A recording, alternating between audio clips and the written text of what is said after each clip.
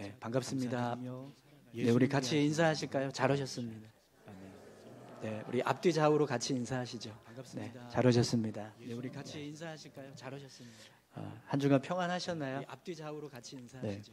네, 잘 오셨습니다. 네, 우리 같이 인사하실까요? 잘 오셨습니다. 오늘은 야고보서 1장 22절에서 25절까지 말씀을 가지고 속이는 자가 되지 말라라는 제목으로 같이 함께 말씀을 좀 나누겠습니다. 어제 새벽에 새벽 예배 말씀을 영상으로 이렇게 나갔는데 영상은 나갔는데 소리는 하나도 안 들렸다 이렇게 얘기하더라고요. 그래서 이제 뭐 방송이 좀 문제가 있었던 것 같아요. 그래서 이제 소리 없이 그냥 영상만 나가는 그런 상황이 되었었는데 어제 말씀이 어떤 내용이었냐면 예수님께서 천국에 대한 비유를 설명하세요. 제자들에게 천국이 어떤 곳이다. 천국은 어떤 은혜가 있다. 그리고 우리가 천국을 사모해야 된다. 이런 이제 천국에 대한 이야기를 쭉 하십니다. 그리고 나서 제자들을 향해서 이렇게 예수님이 물어보시는 거예요. 이 모든 것을 깨달았느냐. 제자들을 향해서 예수님이 앞에서 말씀하셨던 그 천국에 대한 이야기들을 그들이 깨닫고 있는지를 확인하시기 위해서 이 모든 것을 깨달았느냐 이렇게 질문을 하십니다. 근데 제자들이 그 질문에요. 네, 그러하오이다 이렇게 대답을 해요. 그러니까 깨달았다는 거예요. 자기들이 예수님께서 말씀하신 천국에 대한 그 의미들을 다 깨달았습니다. 이렇게 고백을 한 거죠. 그런데 제자들의 삶의 모습을 보면 그들은 천국에 대해서 전혀 깨닫지 못했다라는 걸 알 수 있습니다. 예수님이 공생의 마지막 사역이죠. 십자가에 달리시기 직전에 이제 고난 받으시기 위해서 예루살렘으로 올라가실 때 제자들이 했던 일이 있어요. 누가 더 크냐 이러면서 서로 싸웠어요. 제자들의 삶의 모습을 보면 그들이 천국을 소망하거나 또 천국에 대해서 기대하는 어떤 그런 삶을 살아가는 게 아니라 여전히 이 땅에 소망을 품고 살았다는 것을 알 수 있습니다. 그래서 예수님이 대제사장에게 잡혀가셨을 때 어느 누구도 예수님 곁을 지키지 않았어요. 다 도망쳤습니다. 마지막에 베드로조차도 예수님 부인하면서 도망치는 그런 모습을 우리가 성경을 통해서 보게 됩니다. 네, 만약에 제자들이 정말 예수님께서 말씀하셨던 것처럼 천국에 대한 그 비밀을 깨닫고 천국의 가치를 정말 소망하고 천국을 사모하면서 삶을 살았다면, 그런 깨달음이 그들 마음 가운데 있었다면 절대로 그런 일들을 하지 않았을 거라는 거예요. 근데 그들의 삶의 모습을 보면 정말 어떤 깨달음도 없이 그냥 예수님께서 질문하신 그 순간에 그냥 그러합니다라고 대답했다라는 것을 알게 됩니다. 여러분 제가 가끔씩 이제 설교할 때 가끔씩이 아니라 자주 그러죠. 설교할 때 이렇게 아멘을 유도할 때가 있어요. 그렇죠? 네, 지금도 아멘 하시려고 했는데. 네. 근데 왜 그렇게 하냐면 우리가 아멘을 고백하잖아요. 근데 그 아멘이 결국에는 내 믿음이 되기 때문입니다. 로마서 10장 10절 말씀입니다. 사람이 마음으로 믿어 의에 이르고 입으로 시인하여 구원에 이르느니라. 아멘. 네. 우리가 말씀을 듣고 아멘 하면 그 아멘의 고백이 결국에는 내 믿음이 된다는 거예요. 그래서 저도 이제 아멘이시죠? 이렇게 이제 이야기할 때가 있는데, 근데 가끔씩 말씀을 이렇게 전하다 보면 어떤 분들은 아멘을 하세요. 근데 대부분의 성도들이 아멘 안 하고 그냥 쓱 지나갈 때가 있어요. 네, 그럼 제가 그래요. 아멘 하신 분들에게 하나님의 은혜가 임하기를 축원합니다. 그러면 그제서야 아멘 하는 거예요. 그러면 제가 또 그러죠. 지금 말고요. 조금 전에 하신 분들이요. 이렇게 이제 농담처럼 이야기를 하는 거예요. 네, 여러분 우리가 지금 말고요. 조금 전에 하신 아멘이라고 고백을 할 때 정말 말씀이 깨달아져서 내 안에 그 말씀에 대한 확신이 있고 그 말씀대로 살겠다라고 하는 어떤 믿음을 가지고 아멘을 하는 것과 그냥 무의식적으로 사람들이 다 아멘 하니까 그냥 나도 따라서 아멘 하는 것은 정말 다른 모습인 거예요. 근데 더 중요한 것은요, 우리가 아무리 깨닫고 감동이 있어서 아멘 했다라고 할지라도 그 아멘한 말씀을 붙잡고 삶을 살아가지 않으면 그렇게 감동을 받아서 아멘한 그 모습조차도 정말 아무 의미 없는 아멘이 되는 거예요. 진짜 하나님께서 인정하시는 아멘의 모습은요, 말씀을 들을 때 감동이 되어서 아멘을 했다면 그 아멘한 말씀을 붙잡고 살아가는 거예요. 그래서 그 삶을 통해서 하나님이 기뻐하시는 모습이 되는 거죠. 여러분, 우리는 그걸 잊지 말아야 합니다. 그래서 오늘 본문 말씀도 보면 22절에서 이렇게 말씀하고 있습니다. 너희는 말씀을 행하는 자가 되고 듣기만 하여 자기 자신을 속이는 자가 되지 말라. 말씀을 행하는 자가 되고 우리가 말씀을 들을 때 그냥 듣기만 하고 삶을 통해서 그 말씀을 실천하지 않았을 때의 모습이요, 우리가 말씀을 들을 때 스스로 속이는, 자기 자신을 속이는 자라고 말씀을 실천하지 않았을 때 말씀을 듣고 행하는데, 행해야 하는데 행하지 않으니까 그 모습이 속이는 자의 모습이라는 거예요. 말씀을 듣고 행하는데, 그런데 여러분, 오늘 이 본문을 잘 보시면 야고보가 이렇게 이야기합니다. 하나님의 말씀을 듣기만 하고 행하지 않는 자는 자신을 속이는 자다. 하나님을 속이는 자가 아니고요, 자기 자신을 속이는 자다라고 말합니다. 여러분, 말씀을 듣고 행하지 않을 때 우리는 누구를 속이는 거라고 생각할까요? 하나님을 속이는 거라고 생각할 수 있습니다. 그런데 성경은요, 하나님을 속이는 게 아니라 자기 자신을 속이는 거예요. 그럼 여러분, 왜 우리가 말씀을 듣고 행하지 않는 게 내 자신을 속이는 게 될까요? 여러분, 우리가 말씀을 들으려면 어떻게 해야 됩니까? 말씀이 선포되는 자리로 나와야, 예배의 자리로 나오든, 아니면 요즘에는 예배 때만 말씀을 듣는 게 아니라 인터넷을 통해서도 들을 수도 있고, TV를 통해서도 들을 수도 있고, 라디오를 통해서도 들을 수 있고, 유튜브, 스마트폰 유튜브만 틀어도 정말 수없이 많은 말씀들이 있습니다. 그럼 여러분, 우리가 말씀을 들을 때 그 모습을 한번 생각해 보세요. 우리가 예배의 자리에 나와서 말씀을 듣던지, 아니면 다른 방법을 통해서 말씀을 듣던지, 말씀을 듣기 위해서 우리가 시간과 노력을 기울여요. 예배의 자리에 나왔다 그러면 예배의 자리에 나오기 위해서 그만큼의 노력을 기울였고, 그 예배에 참여하는 시간을 내가 할애했어요. 인터넷을 통해서 말씀을 들었을 때도 그 검색해서 듣고 싶은 말씀을 찾아서 말씀을 들을 때 그만큼의 노력과 그 말씀을 듣기 위한 시간들을 내가 할애한 거예요. 그래서 내가 그렇게 노력을 하고 시간을 들여서 말씀을 들었다라고 할 때 그 말씀을 듣는 것만으로도 만족감이 있고 은혜가 된다라고 생각합니다. 그리고 그런 일을 하고 있는 나 자신에 대해서 내가 나름대로 은혜를 사모하고 있고 믿음을 지키려고 노력하고 있는 신앙의 삶을 살고 있다, 이렇게 생각을 한다는 거죠. 그리고 그런 모습을 통해서 결국에는 내가 하나님의 은혜를 체험하고 하나님을 기뻐하시는 삶을 살아가고 있다라고 생각한다. 그런데 여러분, 우리가 말씀의 은혜를 받고요, 말씀의 능력을 경험하기 위해서는 그냥 말씀을 듣는 것만 가지고는 안 돼요. 말씀의 능력을 경험하기 위해서 반드시 들은 말씀을 가지고 삶을 살아가야 그 말씀의 참된 능력을 경험하게 되는 거예요. 반드시 들은 말씀을 가지고 하나님의 은혜를 체험하고 하나님이 기뻐하시는 일을 하고 있다. 그 모습은요, 말씀을 듣는 게 아니라 말씀대로 살아가는 거예요. 하나님이 기뻐하시는 일을 아멘이신가요? 그 모습은요, 말씀 듣는 게 정말 하나님을 기뻐하시는 일이다. 그러면 말씀만 들어도 다 천국 갈 겁니다.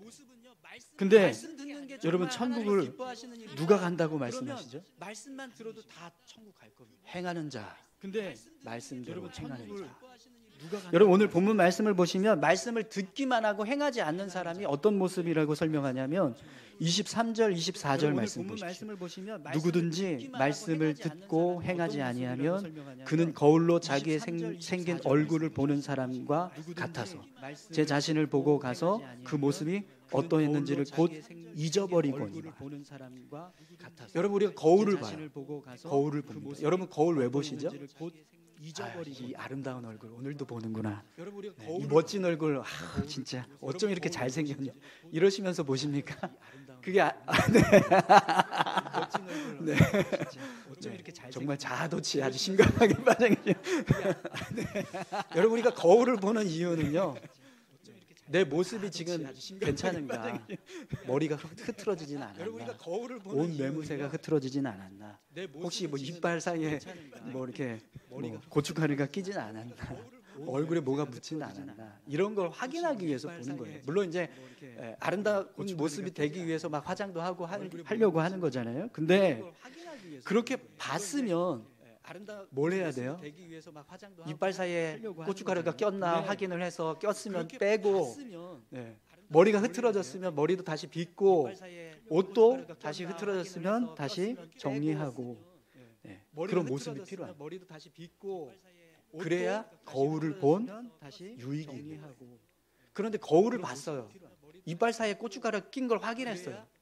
근데 그냥 빼지도 않고 그냥 가만히 있다가 사람들 막 웃으니까 야 하고 웃다가 보니까 이빨 사이에 불난 거 다 보여주고 있고, 얼굴에 뭐 김치 국물이 묻었는데 그거 닦지도 않고 그냥 가만히 있고, 옷이 흐트러졌어도 고치지 않고, 머리가 헝클어졌는데 고치지 않는다면 거울을 본 유익이 있을까요? 없습니다.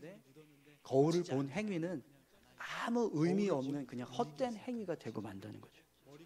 그런데 오늘 말씀을 듣고 행하지 않는 그 모습이 그런 모습이에요. 오늘 유익도 없는 헛된 모습이 되고 있다는 거죠. 그 모습이 고린도전서 13장에 보면 사랑에 관한 말씀이 나옵니다. 사랑은 오래 참고, 사랑은 온유하며 시기하지 아니하며, 사랑은 자랑하지 아니하며 교만하지 아니하며 무례히 행하지 아니하며 자기의 유익을 구하지 아니하며 성내지 아니하며 악한 것을 생각하지 아니하며 불의를 기뻐하지 아니하며 진리와 함께 기뻐하고 모든 것을 참으며 모든 것을 믿으며 모든 것을 바라며 모든 것을 견디느니라. 여러분 이 말씀을 우리가요 막 수십 번 읽고 수백 번 읽어서 외웠다고 한번 생각해 보세요. 암송했어요. 그래서 사람들이 그냥 툭 하고 건드려도 쭉 사랑은 오래 참고 이러면서 막 암송을 하는 거예요. 그런데 우리가 삶을 살아갈 때 오래 참지 않아요. 온유하지 않아요. 그런데 시기하고 교만하고 무례히 행하고 자기 유익을 구하고 성내고 악한 것을 생각하고 불의를 기뻐하고 모든 것을 참지 않으면서 살아간다고 생각을 해보세요. 악한 것을 생각하고 그러면 이 말씀을 외운 것이 무슨 유익이 있을까요? 근데 여러분 우리가요 이렇게 생각한다는 거예요. 내가 이 말씀을 외웠어. 내가 이렇게 말씀을 사모하고 말씀을 사랑하는 사람이야. 나만큼 이렇게 성경 말씀을 잘 외울 수 있는 사람이 있으면 나와봐. 하나님도 내가 이렇게 말씀을 암송하면서 삶을 살아가는 것을 기뻐하실 거야. 이러면서 스스로 나는 거룩한 하나님의 백성이 되고 있어라고 생각한다면 그럼 여러분 어떨까요? 과연 하나님께서 그 모습을 보실 때 정말 내가 하나님의 거룩한 백성이라고 인정해 주실까요? 과연 하나님께서 그 모습을 보실 때 정말 내가 그런데 우리가요 그 모습처럼 살아간다는 거예요. 그게 속이는 자의 모습. 여러분 만약에 이런 모습으로 정말 삶을 살아가고 있는 사람이 있다. 이 사람은 자기가 은혜로운 삶을 살고 있다, 믿음의 삶을 살고 있다라고 생각하면서 살아가는 거예요. 근데 정작 그의 삶의 모습은 어떤 모습이에요?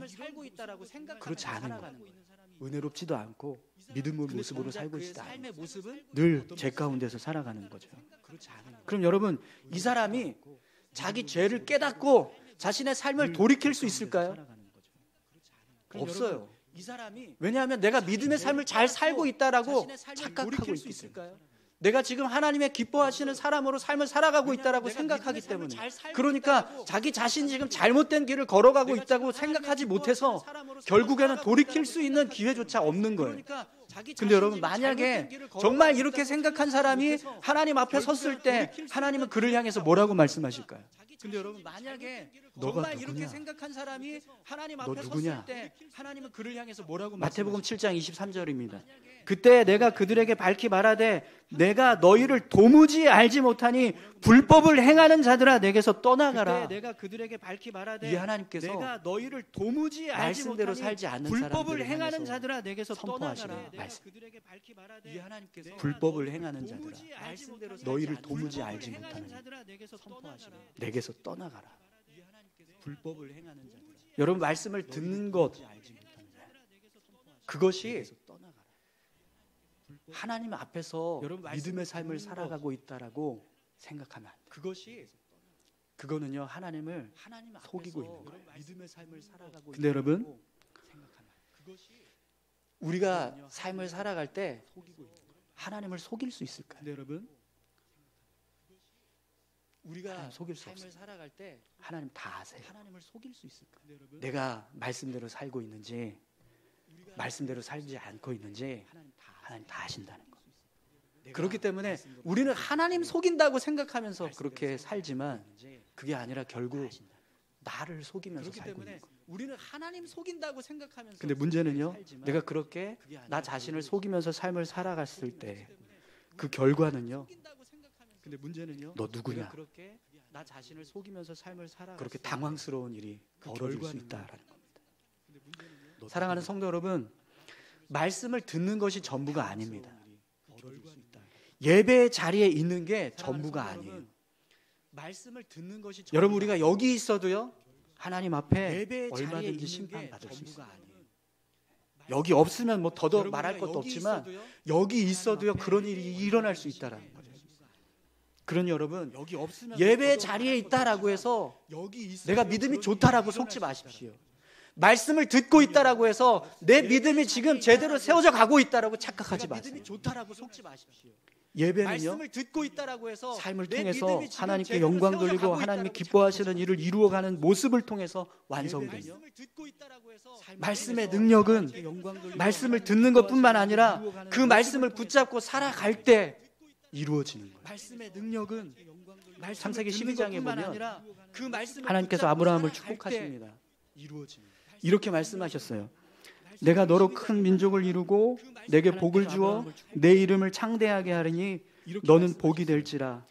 너를 축복하는 자에게는 내가 복을 내리고 너를 저주하는 자에게는 내가 저주하리니 땅의 모든 족속이 너로 말미암아 복을 얻을 것이라. 아멘이십니까? 네. 너무나 귀한 말씀입니다. 너무나 귀한 축복의 말씀입니다. 근데 여러분, 이 축복의 말씀이 아브라함의 삶 가운데 주어지기 위해서는요 어떤 일이 필요한지 아세요? 너는 너의 고향과 친척과 아버지의 집을 떠나 내가 내게 보여줄 땅으로 가라. 이 말씀 앞에 순종하며 나아가야. 그래야 하나님께서 아브라함을 축복해 주신 그 축복의 말씀이 아브라함의 삶에 부어지게 되는 거예요. 사랑하는 성도 여러분, 스스로 속이는 자가 되지 마십시오. 말씀을 듣는 것으로 끝나지 말고요, 말씀대로 사는 믿음의 삶이 되시기를 축원합니다. 여러분, 분명 말씀을 붙잡고 삶을 살아갈 때 우리는요 말씀의 능력을 경험하게 될 줄 믿습니다. 오늘 본문에도 보면 하나님의 말씀이 갖는 능력이 있습니다. 우리가 말씀을 붙잡고 삶을 살아갈 때 어떤 은혜를 경험하게 되는가, 그걸 본문에서 말씀해 주고 있습니다. 25절 말씀 한번 같이 읽어볼까요?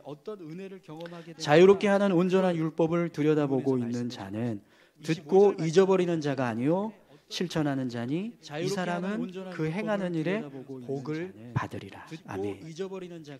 하나님의 말씀에는요 두 가지 능력이 있습니다. 하나는 우리를 자유케 하는 능력이 있어요.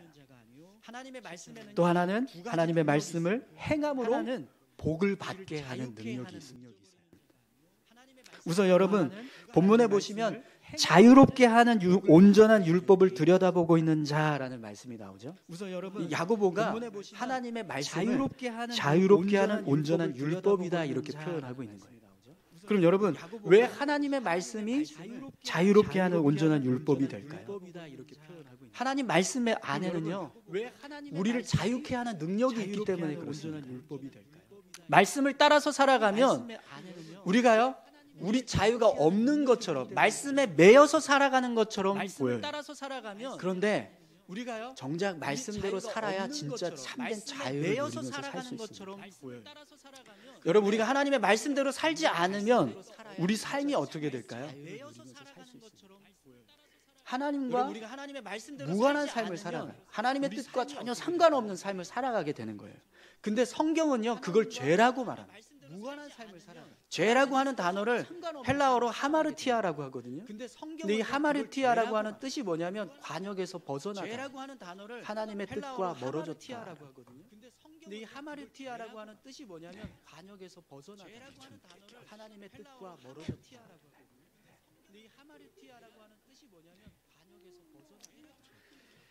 하나님의 말씀을 떠나서 살면 우리 삶이요 늘 죄에 매여서 살아가게 된다. 하나님의 말씀을 떠나서 그런데 우리가 하나님의 말씀을 붙잡고 살면 이 죄로부터 완전히 자유하는 삶을 살게 돼요. 그런데 우리가 하나님의 말씀을 붙잡고 살면 그래서 야고보가 하나님의 말씀이 우리에게 자유케 하는 온전한 율법이다 이렇게 말씀하고 있는 거예요. 그래서 여러분 운전을 해보신 분들은 다 아실 거예요. 자유케 하는 온전한 율법이다. 교통 법규를 잘 지키면서 운전을 해야 자유롭게 운전을 할 수 있을까요? 아니면 법규를 잘 지키지 않으면서 운전을 해야 자유롭게 운전을 할 수 있을까요? 아니면 법규를 잘 지키지 잘 안 지키는 게 자유롭게 운전하는 거라고 생각할 수 있어요. 근데 그게 아니에요. 잘 안 지키잖아요. 눈치 봐야 돼요. 경찰 어디 없나. 내가 불법을 저지른 거 혹시 사람들이 사진 찍어서 올리면 어떻게 하지? 신고하면 이렇게 눈치 보면서 살아야 돼. 근데 교통 법규를 잘 지키면서 운전하잖아요. 그럼 내가 가고 싶은 대로 안전하게 갈 수 있습니다. 근데 여러분 하나님의 말씀을 붙잡고 삶을 살아가는 게 그런 은혜가 있다는 거예요. 여러분 하나님의 말씀을 붙잡고 사랑하는 성도 여러분 말씀을 통해서 자유함을 얻으시기 바랍니다. 내가 어떻게 하면 죄를 짓지 않을 수 있을까? 우리가 고민해요. 근데 여러분 그거 고민할 필요 없습니다. 어떻게 하면 돼요? 말씀대로 살면 됩니다. 그러면 죄와 멀어져서 사는 거예요.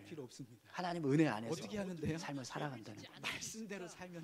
오늘 저와 여러분들이요 말씀 붙잡고 죄로부터 자유하시기를 축원합니다. 또 한 가지는요 오늘 본문을 보면 실천하는 자니 이 사람은 그 행하는 일에 복을 받으리라 이렇게 말씀합니다. 또 한 가지는요 여러분 분명히 말씀을 붙잡고 삶을 살아갈 때 우리 삶에 복이 임하게 될 줄 믿습니다. 유기성 목사님이 한 교인의 장례식에 설교를 해야 되는데 어떤 말씀을 전할까요? 하고 기도를 하셨대요.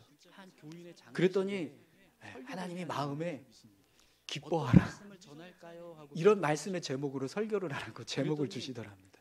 그래서 아니 지금 가족이 지금 돌아가셔서 슬픔에 잠겨 있는데 아니 그런 유족에게 어떻게 이렇게 기뻐하라는 제목으로 말씀을 전합니까?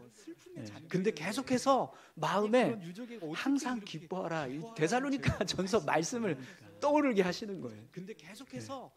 그래서 유기성 목사님이 그렇게 기도했답니다. 그러면 사랑하는 가족을 사별한 사람에게 여전히 기뻐해야 할 이유가 무엇인가? 뭐라고 설교를 해야 됩니까? 이렇게 질문하셨대요. 여전히 기뻐해야 할 이유가 그랬더니 하나님 마음에 뭐라고 말씀하시냐면 내가 있잖아. 내가 있잖아.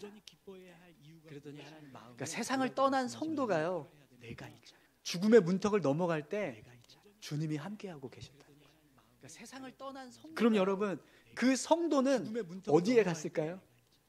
천국에 간 거예요. 그러니 왜 슬퍼하냐라는 거예요. 기뻐해야지. 어디에 갔을까요? 그걸 담대히 전해라. 그 영혼을 붙잡고 계시는 주님이 함께 하시고 계신다. 그러니 슬퍼하지 말고 기뻐하라라고 전해라. 그 영혼을 붙잡고 이게 깨달아지니까 함께 하시고 유기성 목사님이 그 그러니 유족들에게 슬퍼하지 정말 말고 담대하게 기뻐하라고 기뻐하라고 설교를 하셨다. 이게 깨달아지니까 먼저 가신 유기성 목사님이 성도님은 그 주님과 유족들에게 함께 정말 담대하게 하고 기뻐하라고 계십니다. 그러니 슬퍼하지 마십시오. 이게 깨달아지니까 주님이 그와 먼저 함께 가신 하신다고 성도님이 주님과 함께 말씀해 주셨어요. 하고 계십니다. 그러니까 기뻐하시기 바랍니다. 주님이 그와 여러분, 가족을 잃은 슬픔을 가지고 있는 그 유족들의 마음에 다시 기쁨이 올 수 있게 하는 가지고 있는 이 능력은요, 말씀을 붙잡았을 때, 주님과 함께하고 계신다라고 하는 그 말씀을 우리가 붙잡았을 때, 그때 어떤 슬픔도 이길 수 있는 기쁨을 허락하시는 은혜가 주어진다라는 겁니다. 제가 학부 때, 뭐 지금도 그렇지만 늘 붙잡고 살아가는 말씀이 있습니다. 저는 이게 저희 집의 가훈이 되었으면 좋겠다 이런 생각이 있어요. 네. 마태복음 6장 33절 말씀입니다. 그런즉 너희는 먼저 그의 나라와 그의 의를 구하라. 그리하면 이 모든 것을 너희에게 더하시리라. 이 말씀. 저는 이 말씀이요 정말 믿어져요. 이 말씀대로 삶을 살았을 때 하나님께서 주신 은혜가 너무 크거든요. 정말 믿어져요. 한 번은 제가 이제 부교육자로 있을 때 감기가 너무 심하게 걸려가지고 목이 다 쉬고 몸도 막 점점 벌벌벌 떨 정도로 막 안 좋았어요. 근데 하필이면 그날이 제가 철야 찬양 인도를 해야 되는 순서였어요. 근데 그 모습을 이제 옆에서 지켜보고 있던 다른 교육자들이 이전도사 오늘 찬양 인도 할 수 있겠어? 그래가지고 몸도 안 좋은데 쉬면 좋을 것 같은데 그렇게 이야기를 해줬어요. 나중에 보니까 이제 수석 부목사님이 제 모습을 보고 담임 목사님한테 가서 이야기를 했대요. 이경조 전도사가 지금 몸 상태가 별로 안 좋아서 다른 사람이 오늘 찬양인도 하면 좋을 것 같습니다. 그러니까 다른 사람한테 시키면 좋겠습니다. 이렇게 이제 이야기를 하셨나 봐요. 그러니까 담임 목사님이 부르시는 거예요.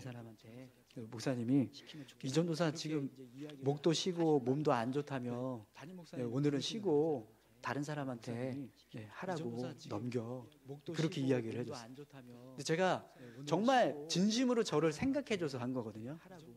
근데 아니요, 제가 하겠습니다. 제가 할게요. 목사님 제가 할게요. 굳이 제가 그렇게 고집을 부리고 섰어요.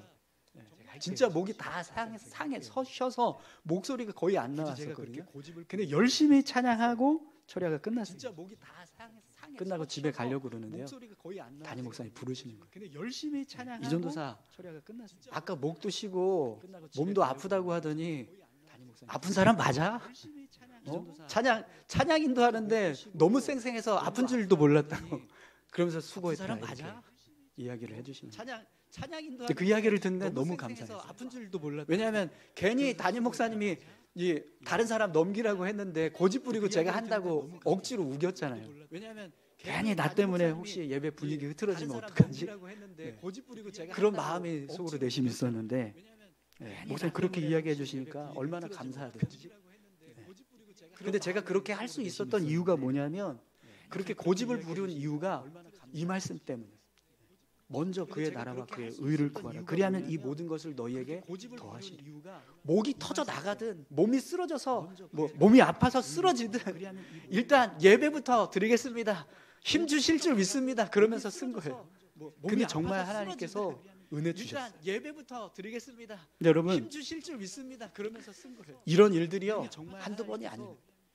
한 번은 정말 밥값도 없고 차비도 없어서 진짜 그냥 점심 한 끼 딱 먹고 나면 끝날 수 있는 그런 지갑 상태였어요. 근데 하필이면 그날이 채플 시간이 있었네요. 채플 시간에 헌금을 해야 되거든요. 헌금해야 되지. 그래서 밥값 있던 거 그걸 그냥 헌금하는 거예요. 헌금을 해야 되거든요. 정말 과부가 드린 그 두 랩돈의 그 마음을 가지고 정말 이거밖에 안 되지만 하나님 이거라도 드립니다. 이러면서 드렸어요. 그때도 먼저 그의 나라와 그의 의를 구하라. 그리하면 이 모든 것을 너희에게 더하시리라. 이 말씀을 붙잡았어요. 근데요 그렇게 하고 나니까 하나님 은혜 주세요. 갑자기 그날따라 밥 먹자 내가 밥 사줄게. 이런 사람이 나타나. 살아가는 성도 여러분, 밥 먹자. 말씀대로 살아보십시오. 이런 사람이 나타나. 분명히 여러분들의 삶에 사랑하는 말씀을 성도 통한 여러분, 복이 임하게 될 줄 믿습니다. 민수기 23장 19절 말씀입니다. 하나님은 사람이 아니시니 거짓말하지 않으시고 인생이 아니시니 후회가 없으시도다. 하나님은 어찌 사람이 그 아니시니 말씀하신 바를 행하지 거짓말하지 않으시며 아니하시- 하신 말씀을 인생이 실행하지 아니시니 않으시랴. 후회가 없으시도다. 아멘. 하나님은 어찌 사람이 그 아니시니 여러분 사람은요 거짓말하지 않으시니 스스로 옳게 보이기 위해서 거짓말도 하고요 겉과 속이 다른 말도 합니다. 여러분 사람은요, 속은 그렇지 않으면서 겉으로는 옳게 예, 막 보이기 이래요. 위해서 거짓말도 하고요. 그런데 겉과 하나님은요 속이 다른 그러지 않으세요. 여러분 속은 그렇지 않으면서 하나님은 겉으로는 예, 진실하십니다. 거짓말도 하고요. 하나님은 늘 옳으십니다. 그러지 않으세요. 오늘 저와 여러분들의 삶이 그 하나님의 말씀을 붙잡고 말씀을 행함으로 말씀이 주는 능력을 경험하는 복된 그 삶이 하나님의 되시기를 말씀을 축원합니다. 말씀을 행함으로 우리 같이 함께 말씀이 주는 능력을 경험하는 찬양을 좀 하나 들었으면 좋겠는데요. 오늘은 찬양 부르는 게 아니고 우리 같이 좀 듣겠습니다. 찬양을 좀 하나 들었어요. 들으실 때 눈 감으셔도 되고요, 눈 뜨시고 들으셔도 되는데 여러분 감동되는 대로 깊이 가사를 묵상하시면서 눈 감으셔도 되고요. 눈 한번 뜨셔도 들어보셨으면 되고요. 좋겠어요. 여러분 감동되는 대로 깊이 가사를 묵상하시면서 눈 감으셔도 되고요. 한번 들어보셨으면 좋겠어요. 여러분 감동되는 대로 깊이 가사를 묵상하시면서 한번 들어보셨으면 좋겠어요. 소리 조금만 더 올려주세요.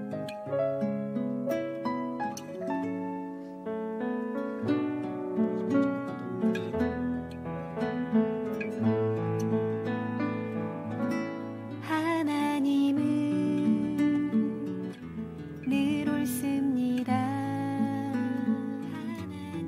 이러하듯 저러하듯 아니라고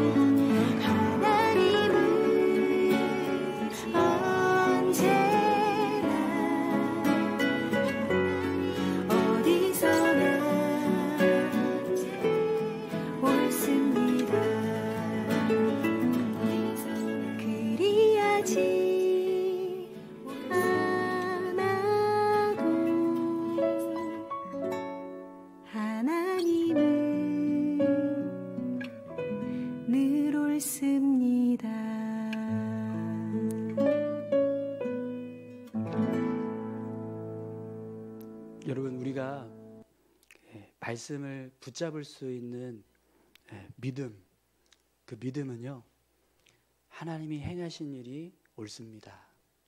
하나님의 말씀이 옳습니다. 그리하지 않아도 옳습니다. 이런 믿음의 고백을 가질 때 우리가 말씀을 붙잡을 수 있습니다. 오늘 이 시간 우리 같이 함께 기도하실 때요, 하나님, 속이는 자 되지 않게 하시고 정말 말씀을 붙잡고 그 말씀을 따라서 살아갈 수 있게 해주십시오. 말씀을 듣는 것이 아니라 말씀대로 살아서 그 말씀의 능력을 경험하는 참된 삶이 될 수 있게 해달라고 우리 같이 함께 기도하길 원합니다. 함께 기도하시겠습니다. 하나님 아버지, 감사합니다. 하나님, 우리를 붙들어 주십시오. 우리를 인도해 주십시오. 말씀이 들리지 않아서 그 말씀을 듣고 깨닫지 못할 때가 얼마나 답답하고 아버지 하나님 괴로운지 모르겠습니다. 주님, 그런데 말씀을 듣고 깨달아서 그 말씀에 감동을 받고도 삶을 살지 못하면 아무리 말씀을 듣고 감동받은 것조차도 의미가 없습니다. 주여, 말씀이 들려질 수 있게 하시고 들려진 말씀을 붙잡고 믿음으로 살아갈 수 있는 저희들이 되게 도와주시옵소서. 하나님 아버지, 오늘 우리의 삶이 말씀을 붙잡고 살아서 하나님께서 주시는 놀라운 은혜들을 경험하고 하나님의 능력을 경험하는 삶을 살아갈 수 있도록 인도해 주십시오. 죄로부터 자유케 하시고 하나님의 복이 임하는 삶이 될 수 있도록 주님 붙들어 주십시오. 말씀의 능력이, 그런 은혜가 우리 삶 가운데 부어지게 하는 줄 믿사오니 그 믿음을 가지고 주님의 말씀을 붙잡고 의지하며 살아가는 우리 모두가 되게 하여 주시옵소서. 주님 함께해 주시길 원합니다.